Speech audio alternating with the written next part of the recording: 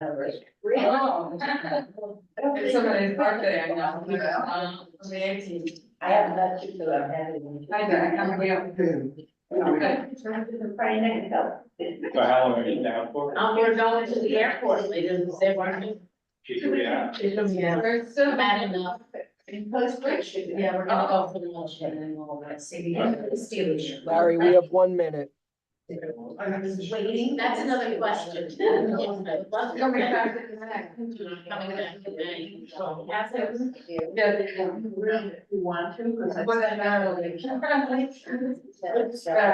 It's like the other day, or it's not. It's like, yeah, I'm sure there are, one of the churches, I think. Oh, you shaking my. Waiting, got it, yes. Okay, yes. You didn't, I didn't. No movies they have? Yes, but. I will. We are live, Larry. Why? Here they come. Well, good afternoon, everybody, because if he said it's starting, we've passed noon, I always say good morning, and that's my mistake. Okay, so welcome, everybody. Thanks for being here, both in the room and wherever you are in the interweb. Thank you. I just put this slide back on, and then we're going to move into something that I referenced last week.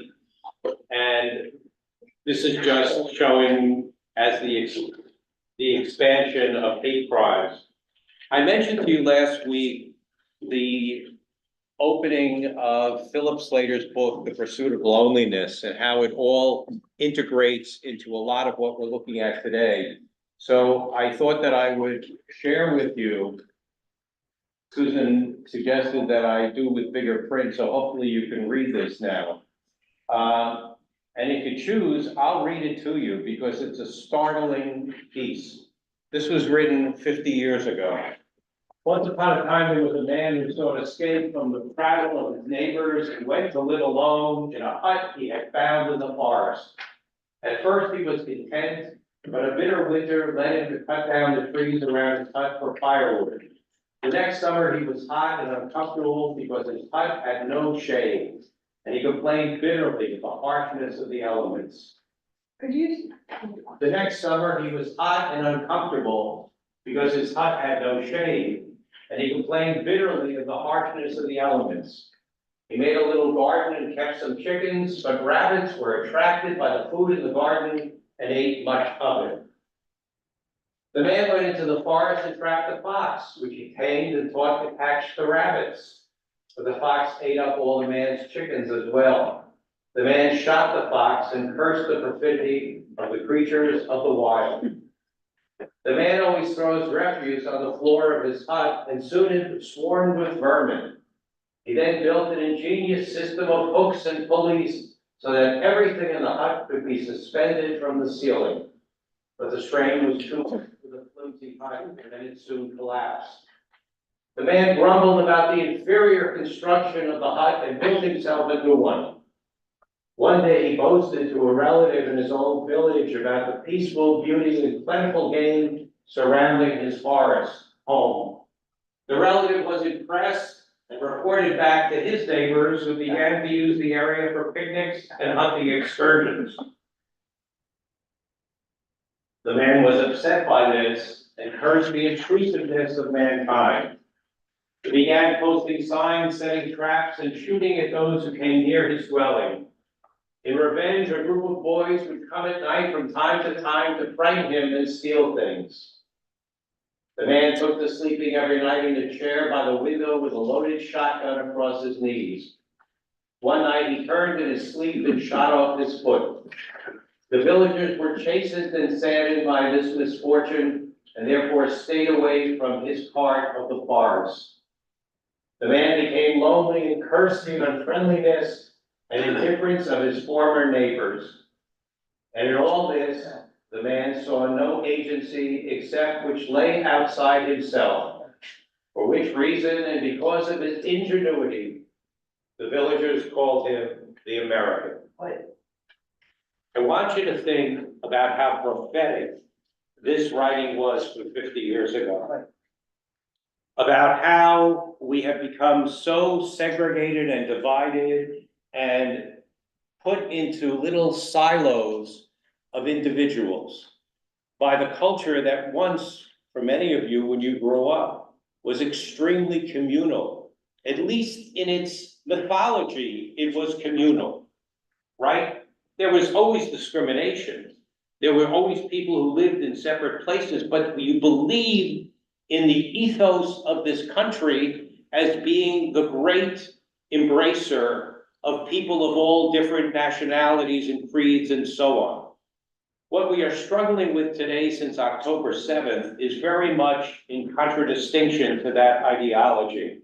The way that things have seeped into the attacks on Jewish sites, the attacks on Muslim sites, the stuff that we see on TV, the way in which everything has become so incredibly politicized, even if you watch the Oscars last Sunday night with the speech by Mr. Glazer, who had produced that Holocaust film, where he came to say how embarrassed he was about Israelis' occupation and colonialism, which is just so misguided and so off the edge, but it's in what people's minds are, and they are acting on it. Okay, so for me, the big question is that the America we're becoming, and is that the America you want to be living in? And again, I want to continue to encourage you to find ways to reach out to other like-minded individuals or groups and push them to be responsive in the dialogue that is going on or that is missing in the communal understanding of the world that we're living in now. Bombard the senators, the Congress people.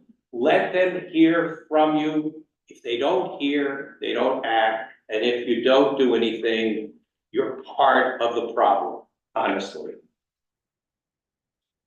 So this is 2021. And even then, we were having an enormous rise in anti-Semitic events.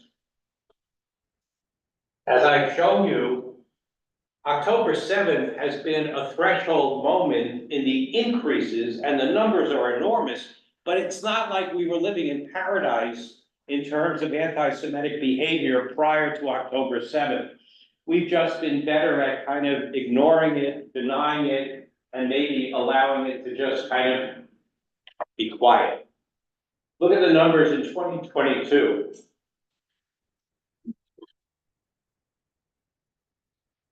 Montgomery County in Virginia.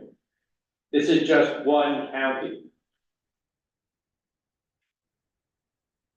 Larry, in New Jersey, a year ago, January, in the middle of the night, some guy took a Molotov cocktail and threw it at the door of a local Reform congregation. Right. Getting it, it was a videotape, so they caught him the next day. You know, what's such a difficult concept, and it's related to what we're going to talk about next week, and that's what's going on in Gaza today, is that, yes, they caught that one individual, but would that he were the only one who espoused that ideology or acted about it. The same thing is true about trying to in any way defeat Hamas. It's an ideology. It's not a nation state that you can conquer.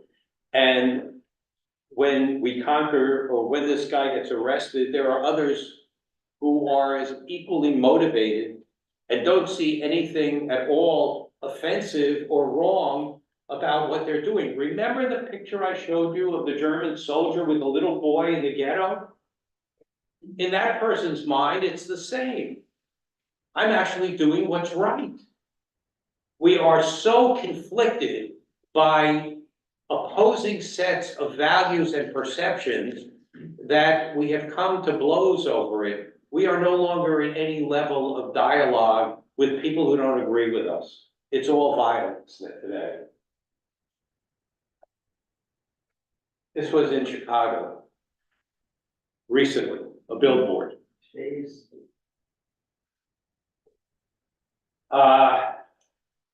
There have always been voices in American culture regarding the money that the United States provides Israel through foreign aid. This is different. The exacerbation of that ideology has mushroomed through culture. And unfortunately, let me also point the finger at people who refer to themselves as liberal Jews. Many of our own have become extremely critical, if not vocally negative, about the existence of the state of Israel and how they see what they perceive is going on. Let me tell you a story. Years ago, when I was still with a congregation in Rochester, there was a gentleman in the congregation who decided that he was going to start a J Street chapter in Rochester. Familiar with J Street at all? Okay. AIPAC, the American Israeli Public Affairs Committee, was founded in my synagogue in Brit Kodesh in Rochester, New York in 1948. And the former senior rabbi, Phil Bernstein, was the first president of AIPAC. Brit Kodesh was and continues to be a Zionist congregation. Golda Meir spoke in the building. And this fellow, Mr. Pollack, Bruce, decided he was going to pick up on J Street. AIPAC as an organization has moved further and further to the right. They are supported pretty significantly by the Black Hat Orthodox community in the United States. I still think they do a good job. They're not always balanced. J Street, started by a guy named Ben Ami, was attempting to create a balance to what they believed was the excess of AIPAC. Unfortunately, J Street has become rather pro-Palestinian and has lost its sense of advocacy on behalf of the Jewish community, but very reflective of what the perceptions are of many who find themselves, and though I am a liberal, in that bank of liberals who are so incredibly negative towards the state of Israel. So I think it was maybe 10 or 12 years ago, this nascent group of J Street decided they were going to hold a public event, and they invited Yael Dayan to come and speak. Familiar with her at all? Moshe Dayan's daughter. She was a member of the Knesset, a woman who smoked too much in her adult life and very clearly was suffering from emphysema at this point. She walked with a cane. She had been a firebrand. I mean, she was a remarkable advocate for the state of Israel. And, you know, in Israel, there's an organization known as Shalom עכשיו, Peace Now. Don't confuse it with American peace movements, because it's not, well, I'll say it in a minute. Yael Dayan came to Brit Kodesh, and Bruce got up to introduce her and talked about how we were all committed to the state of Israel, and we all care about Israel, and then the but we feel that Israel is like the Titanic on its way to its encounter with the iceberg. Many of you know that I am not the calmest person in the world, and I was ready to get up and smash his head against the wall. I didn't. Yael Dayan took her cane and walked up to the lectern and thanked people for inviting her, was glad to be, and she said something which was critically important to the ears of Americans. I don't know the Israel that you're talking about, she said. And what that should teach all of us is that her perception of what the peace movement in Israel was and is, at the very core, she is still a patriot.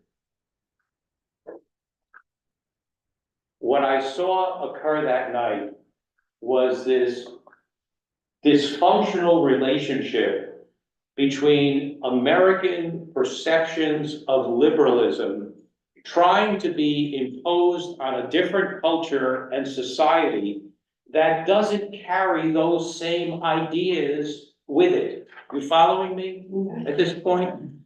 We're seeing that a lot today in the misrepresentation of the state of Israel, and obviously also in terms of how Jews and Judaism are being perceived by others, because in many ways, it's what they know, it's what they perceive, it's what they believe.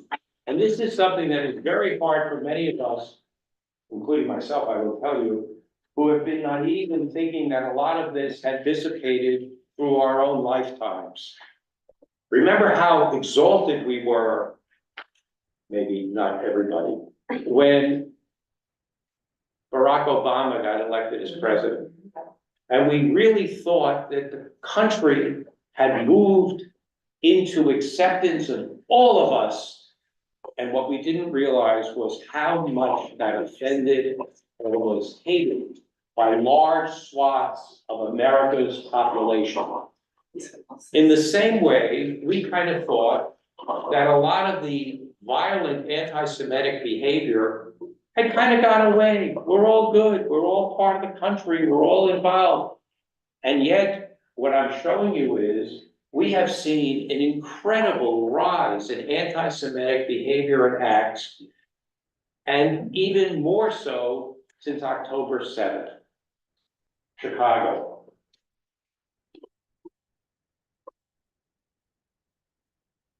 Okay. I want you to take a look. Yes, Rob. I recently read an article that stated that employers weren't hiring Jews or anyone with a Jewish sounding last name because they were afraid that the Jews had too much power. That I'm unfamiliar with, but some years ago, do you remember when there was a controversy over the potential building of a mosque near the World Trade Center in New York City? Yes. The imam in Rochester, we had several different Muslim groups in Rochester. We had the Black Muslims who really aren't truly Muslims. We had a Turkish mosque, but we also had a more kind of broader group mosque where the imam was a guy named Muhammad Shafiq, who I had a relationship with. And he and I were invited to Nazareth College, which ironically, its president was Dan Brakeman, who was a congregant of ours. And we were to discuss what was going on in Lower Manhattan.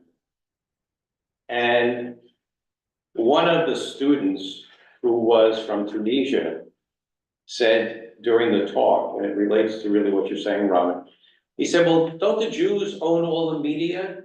I said, you know, I really wish we did. I hope you're right, because it would really help us if that were so. But what I think you're pointing out and what I'm identifying is a lot of the mythology that we make jokes about is reality to a large swath of the world's population. Okay. So let's take a look at this because it's important for us to kind of get a sense of it. Religious anti-Semitism is the prejudice against the Jewish people based on hostility to Judaism and to Jews as a religious group. That was the basis of Christianity's perception of Jews and Judaism for almost 2,000 years, until the 19th century with emancipation. During the 19th century, we moved into what is known as racial anti-Semitism, which is prejudice against Jews as a racial ethnic group. They're not necessarily dissimilar, but they are different. So, if I might, and again, this is of course for another point in time, but why does Christianity teach this? Why was it at the very origin of Christianity? Because Christianity as a faith is coming out of a Jewish context, though it certainly transforms and changes many of those ideologies. it is still caught in the reality that there are still Jews in the world, which to the truth that Christianity claims, which is exclusive, is both an embarrassment and a impossible to comprehend. So I did this with a group of some of the people who were here last week, but this is the Kotok 5-point perception of early Christianity. You ready? It's simple. I do this with my students at the seminary too. They love it. God chose the Jewish people. This is from the perspective of the Christian community. God gave the Jewish people Jesus. The Jewish people killed, rejected, whatever you like, Jesus. God has rejected the Jews. Those who accept Jesus are the new Israel, the new covenant, the new chosen people. Simple. That was the teaching of the early Christian church, and it continued throughout the Middle Ages and up till the 19th century, when emancipation, enlightenment, changed the nature of Western culture, with Napoleon breaking the relationship between church and state. We went into the more secular model. So that's where racial anti-Semitism becomes so real, because now it's about the Jew as the Jew as the Jew. Forget about their beliefs. We don't even like them if they don't believe anything.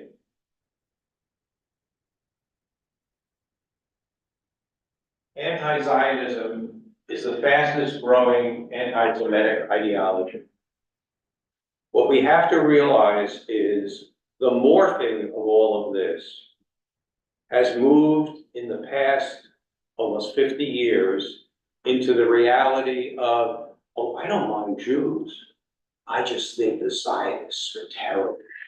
And Israel is horrible.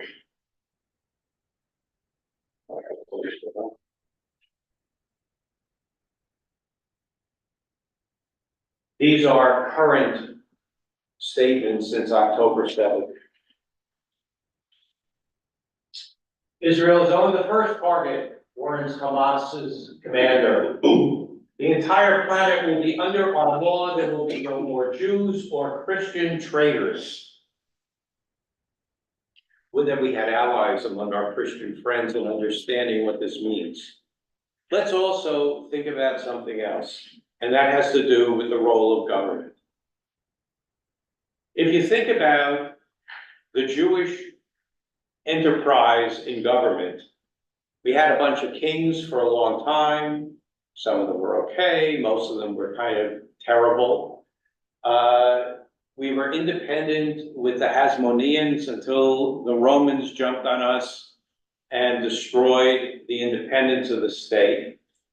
And really, since about 2,000 years ago, it's not till 1948 that Jews were independent and in their own governance mode. For the most part, the Jewish model of governance is not exactly significant. The question I'm asking you is, what is the role of government within religious contexts? Now, the Christians made a pact with the Roman Empire in 312 or 315, if I'm remembering correctly, with Constantine, where the power of the Roman Empire was integrated into Christianity. And if you remember, then we moved on to what was known as the Holy Roman Empire, and all my political science professors would say, it wasn't holy and it wasn't Roman, but it sure was an empire. And that's true. So Christians, during the Middle Ages and onward, had this thing known as Caesaro-Papism, that it was the state, but it was also the church. And somehow there was this bond between them, and they were going to rule. They weren't the best. What I'm pointing out to you is that the only dominant religious philosophy in the world that has no ambiguity about the role of government is Islam. The only role of government is to enforce Sharia, military, religious law. That's it. That's what it's about. And in some ways, that's what is at the core of some of the dilemmas we're facing, Because in Israel today, we have 1.5 million Arabs who are living under the umbrella of the state of Israel. They're in the Knesset, they're in academia, they're in the culture.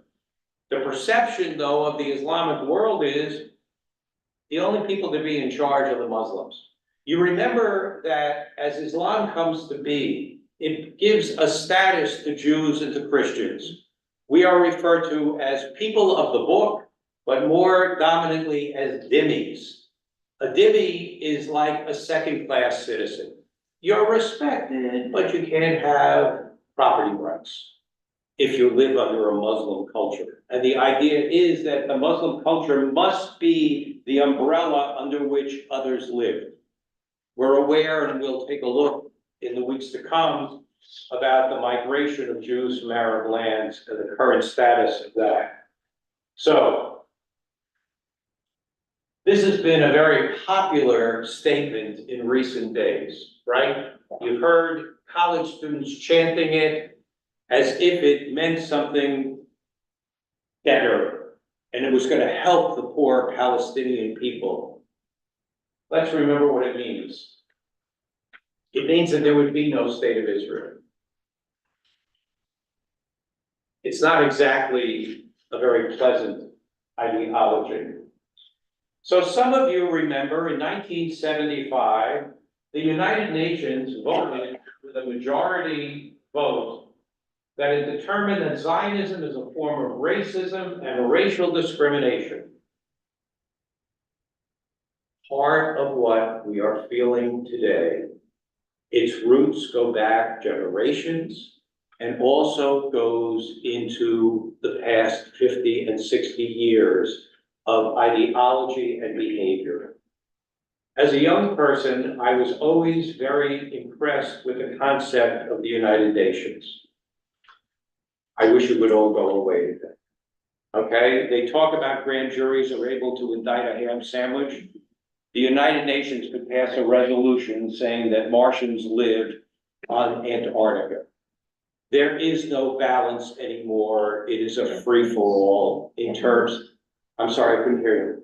No, I was just remarking that there never was any balance in the UN. Well, Because you always had those nations yes, that, but when it You know, started in the late 40s, the balance of the world was significantly different. It was post-World War Yes. II. And that's what I'm kind of identifying with. In the recent time, the imbalance is enormous in terms of what those nations really represent and what their ideologies are. So this resolution, how many of you remember this from 1975? Oh, good, I'm glad I'm bringing it to you. Okay? This was from the New York Times. It was a horrible time. I was a baby rabbi at the time, and we remember dealing with it. In 1991, it was repealed. 16 years later, the damage has been done over and over and over again, and it was in the perceptions of those who both fostered it, believed it, and learned about it, even though it was repealed. These are recent. Ideology doesn't necessarily go away by those who use it and exploit it. The new one is all of a sudden, Israel is now a colonizer.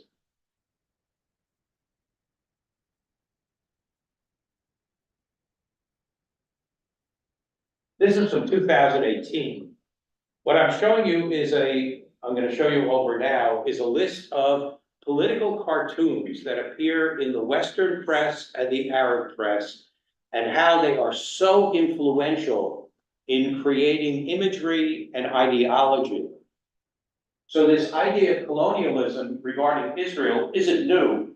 It's been in the mix. This is recent. Remember the picture on the tax form? same guy. Very consistent. Bloodthirsty Jews. Any of you remember this guy? Jimmy Carter was a very sweet, naive human being who became president and had the agenda ripped away from him in the first couple of weeks and never was able to grab it back. Truly a very devoted Christian, but there's a flaw here. Any of you remember this book? Yes. Okay. That book was written in 2006. When the book came out, 35 members of the Carter Center in Atlanta quit. It was an offensive book if you read it. I happen to have a friendship with a gentleman named Stuart Eisenstadt, who was Jimmy Carter's chief of domestic policy. He went on to become the Secretary of Treasury for Bill Clinton, and then was the American ambassador to the EU. I had dinner with Stuart Eisenstadt in Washington after the book came out, and as we sat together, I said, "You have to explain to me what's going on." And he told me the following, which I thought I want to share with you because it's an insight not only into Jimmy Carter, but into this whole ideology that is so into the culture of certain aspects of the West and American society. Stewart said this was the first book that Jimmy Carter had ever written that he never passed through his inner circle. And Stewart was part of that inner circle. He also said, let's look very carefully at Jimmy Carter's existence and life. If those of you who watched Rosalind's funeral, you got a little bit of what Plains, Georgia really is.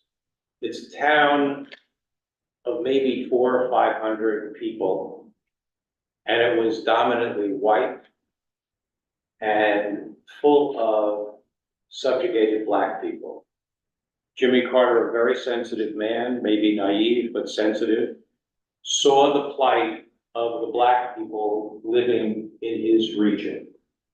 And he was horrified by it and very much influenced in the way in which he perceived the world. There were white people who were dominant and controlling, and there were the poor Black folk who were the victims of this white behavior, which isn't necessarily wrong. The problem was that Jimmy Carter put that into his vision on how he saw the world. So when he wrote the book, Peace Not Apartheid, he assigned the role of the whites to Israelis and the role of the Blacks to the Palestinians. The Palestinians could do no wrong, blow up a discotheque, blow up a bus in Jerusalem. They're merely trying to fight for their freedom. They are freedom fighters. They're not terrorists. That's the Jimmy Carter mentality. And think about how that has seeped into the way in which October 7th is now being perceived by the broader population and what's happening in the structure of the Gaza assault.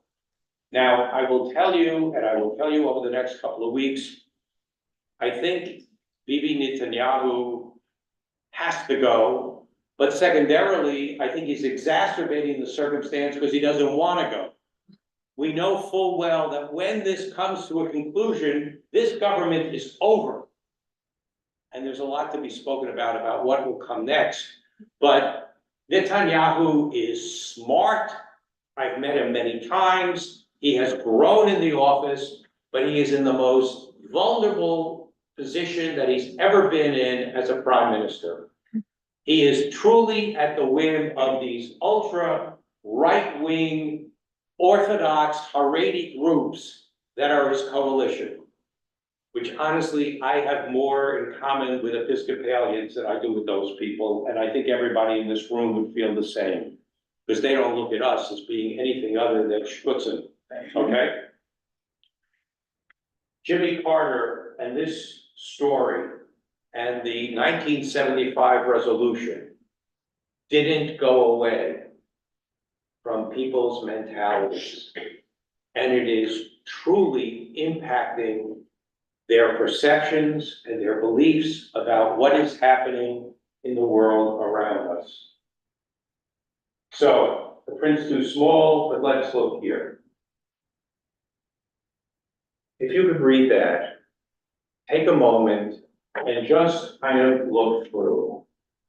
This is the most astounding kind of chart. What it's showing you is those things which have been promulgated by the Catholic Church in Lateran councils and in local councils were transformed secularly into Nazi behavior and ideology with both the Nuremberg laws and other acts of the Nazis. They weren't so creative. They played on that which had been existent in the perceptions of the world before it, and they acted upon it, almost making the things congruent from one to the other. Are you looking at this? Keep looking.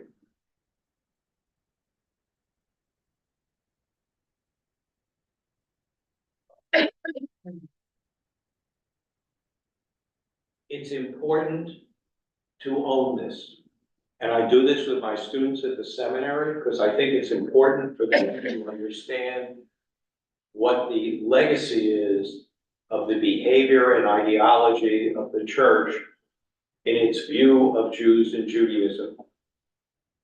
And truly, since Vatican II, a lot of this has become rejected by the current Catholic community. But do you see the parallels here? And I would venture that you've never seen this before. It didn't get created out of nothing. Just like the reactions to October 7th didn't all of a sudden come to be somebody's aha moment. It was very much in the DNA, as I've said, in the culture, in the perceptions. And of course, let's remember, and I think I said this to you last week, as incredibly charismatic and powerful as Hitler was, if he didn't tap into what was already in the mindset of the people, he would have just been another jerk on Speaker's Corner like they are in London, where people just get up and tell their story. He resonated in the core of the people, and we see that in American political evolution today with someone else whose name shall be not said.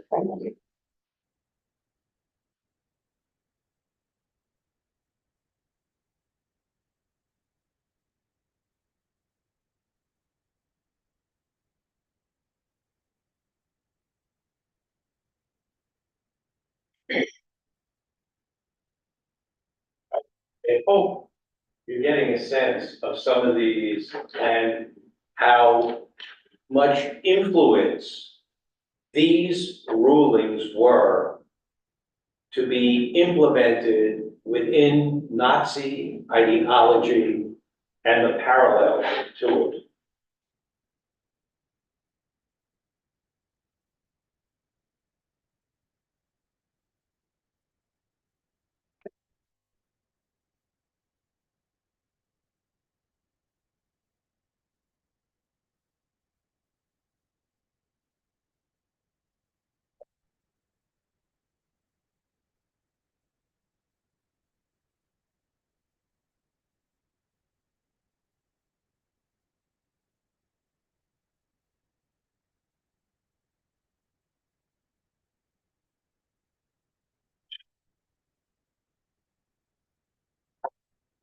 You see how incredibly pervasive not only was the thinking of the dominant Christian culture over the course of the Middle Ages and the centuries, but how it morphed into the ideology of the Nazis, creating a vice around Jewish life and existence.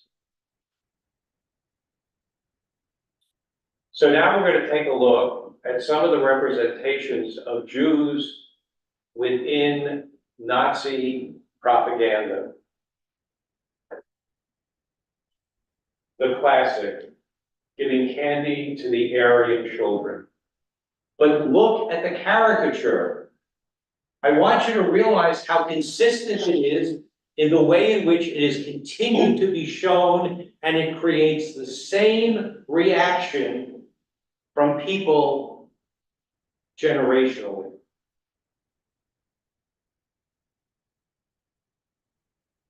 So here the children's book, here we have the Aryan, and here we have the Jew. Now, I want to reiterate and reinforce there aren't that many folks who were adults prior to the recreation of the state of Israel in 1948 who are around to share with us how the world changed when Israel was created. We owe an enormous debt to the creation of the state of Israel in terms of the status of American Jews in the United States, even during this time. And I think a lot of people don't appreciate that. How different the view of Jews has been. Now, what you're going to see is how negative some of it is, but I want you to think about it from your own vantage points. What I did here, and what you're going to see, is the comparison between the Nazi representations of Jews and Judaism and the more contemporary view of representation of Jews and Judaism in Western and Arab press cartoons. One of the ones that is very real is, you see the swastika in the center? There has been a remarkable transformation where Israel is now viewed as the new Nazis. Terms like blitzkrieg and others, and you will see, are being used to represent Israel's desire to survive and maintain itself. Nazis on the top, modern Arab press on the bottom. Look at the thing in the middle, Jewish star and the swastika. These are not without impact on the perceptions of the people who look at these things.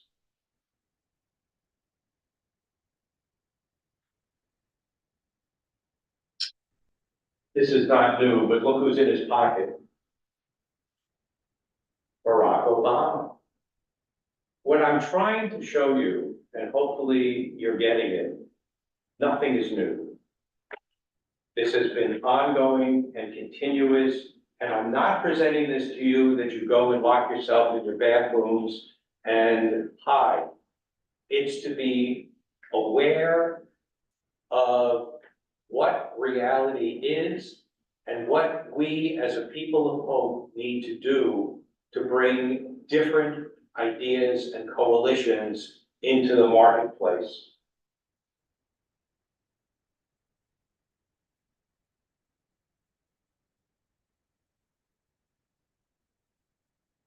You saw there was an attempt to bring Israel to the court in the Netherlands, which hasn't happened. But I wrote an editorial, and some of you may have seen it, for the Wall Street Journal when this happened, and the Times, about Israel is the only country in the world that isn't allowed to defend itself. Okay. I'm not saying everything is right that's going on, but some of you saw the movie Oppenheimer. Yes. It's a very important movie. And I think one of the most important things is to understand that the reaction to what they did was jubilant. It's not till 10, 15 years later that people started feeling such guilt and responsibility for what happened at Hiroshima and Nagasaki. I don't think, and I said to you last time, that though I believe Afghanistan and Iraq were misguided, there wasn't a whole lot of reactive behavior towards what the Americans did, both through military bombing and also the mercenaries who exist under Blackstone and other groups, Blackwater. We didn't hear a whole lot of outcry about all of the impact of what happened.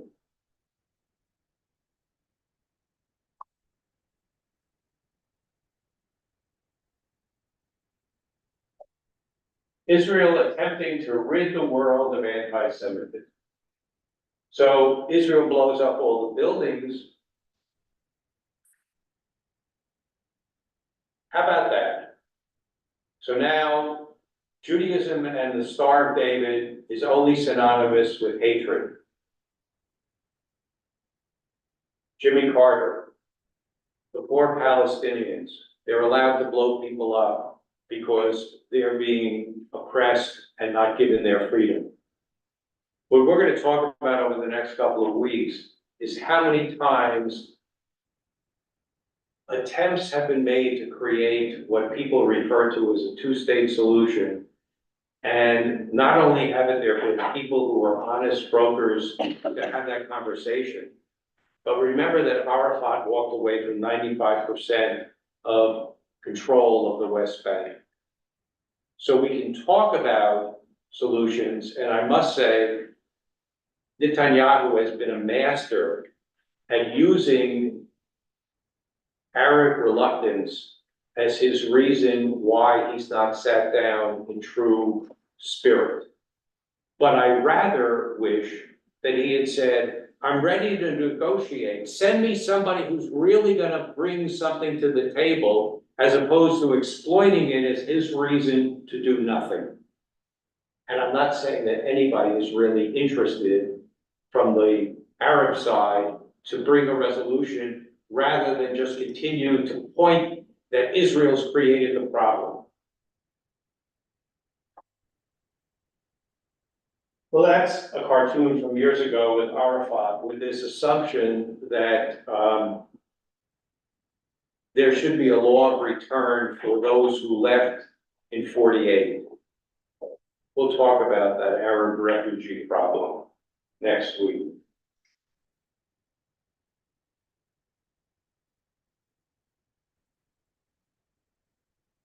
How clever, right? Can you read the captions?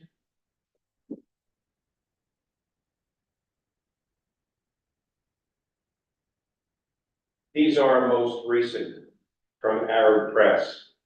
This is from November in Bahrain.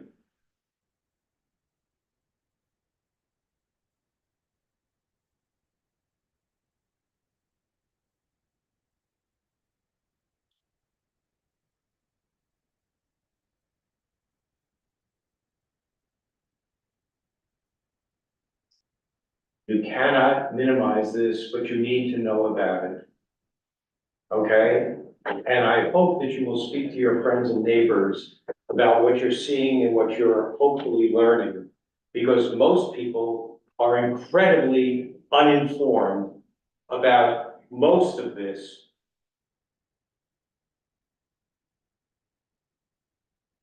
These are the most recent. Israel as the pawn of the United States and England, and just vicious.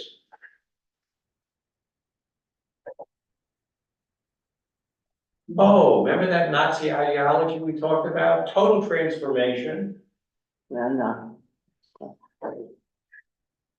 Qatar, our dear friends who negotiate on behalf of Hamas to let those hostages go. We've already forgotten about them for the most part.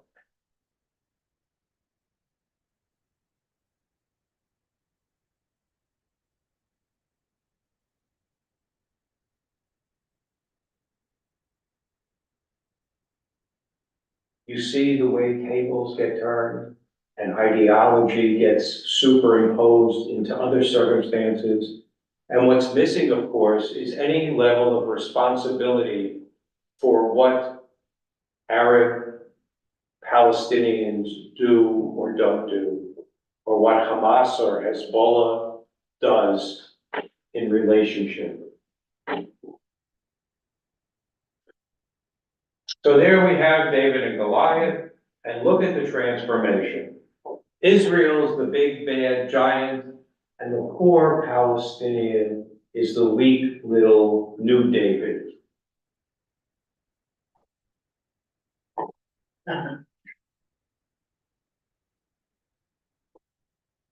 That was our last president.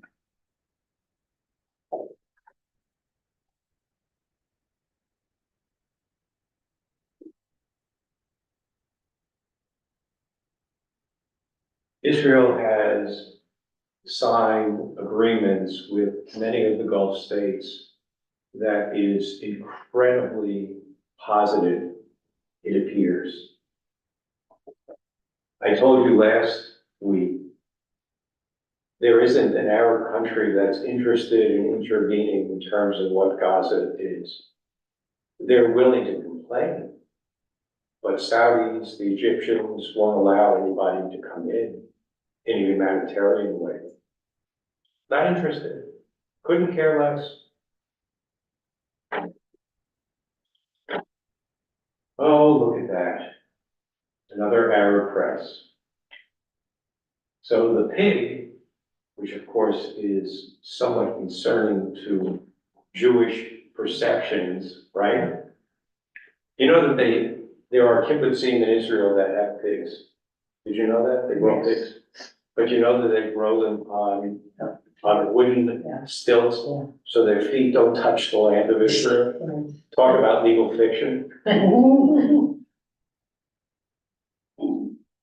Oh, yes. So Dr. Martin Luther King said, "You declare, my friend, that you do not hate the Jews, you are merely anti-Zionist. And I say, let the truth ring forth from the high mountaintops, let it echo through the valleys of God's green earth. When people criticize Zionism, they mean Jews. This is God's own truth.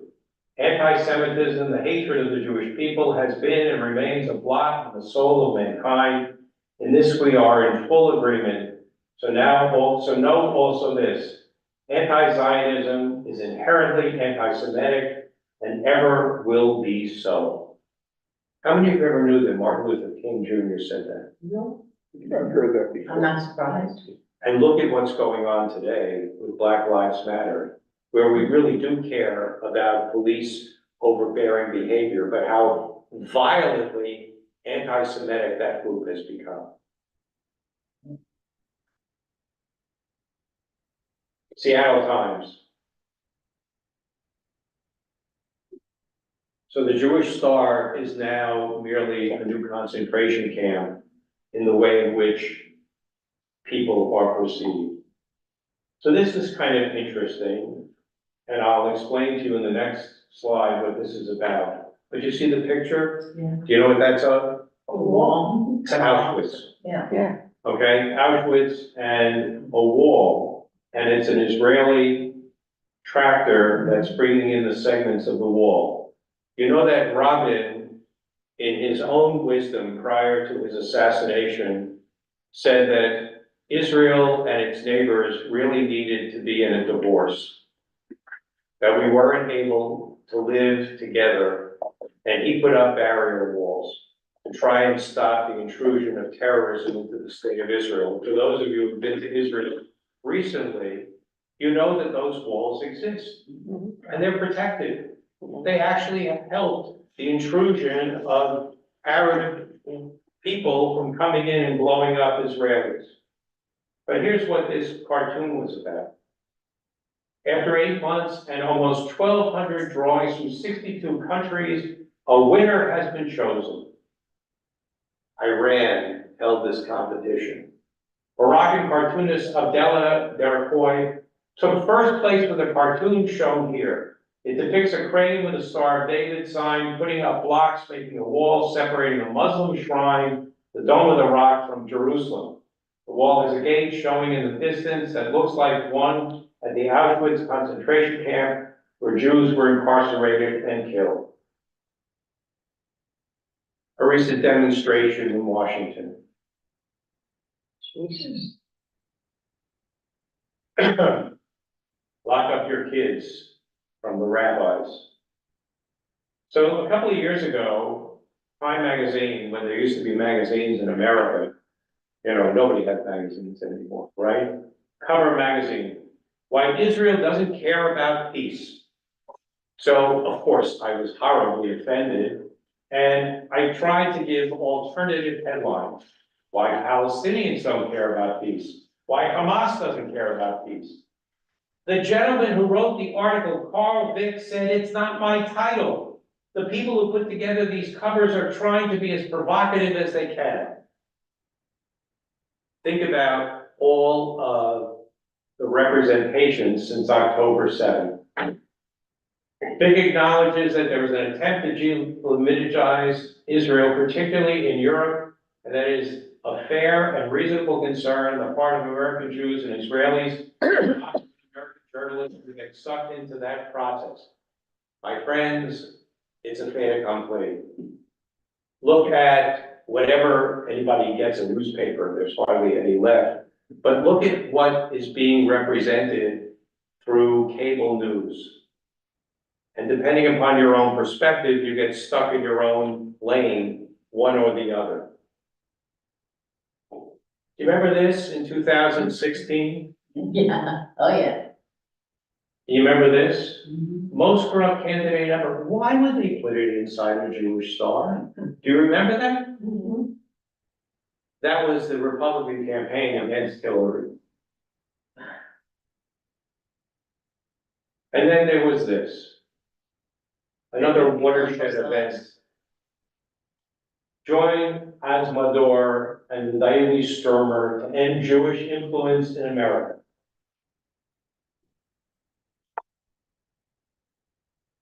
I grew up in West Orange, New Jersey. Union, New Jersey was a hotbed at that point of the American Nazi Party. August 12th in Charlottesville. Remember it? The good people. Yeah, the good people on both sides. Right. I showed you the material from Isabel Wilkerson's book Cast, where she talked about replacement ideology as one of the core perceptions of American white Christians feeling that they are being replaced by migrants, immigrants, and foreigners who don't look like them. We spoke yesterday in class about the fact that there are only 2.6 or 2.8 Episcopalians left in the United States. There are even more of us than them. But think about the power that that community has held in American culture and behavior. So what do you see now when you look at that picture? And think about all of the antecedents that brought that picture into someone's perception of how they wanted to represent this. So what's next? Uzox's gourd is where we started, something to always think about. Who speaks out? What can we do? And why now? And those are questions for you to ponder with your friends and family, but don't be silent. Thank you all. The next week, room 803. They're throwing us out of here because there's work going on in the chapel. Oh. So we'll be in room 803.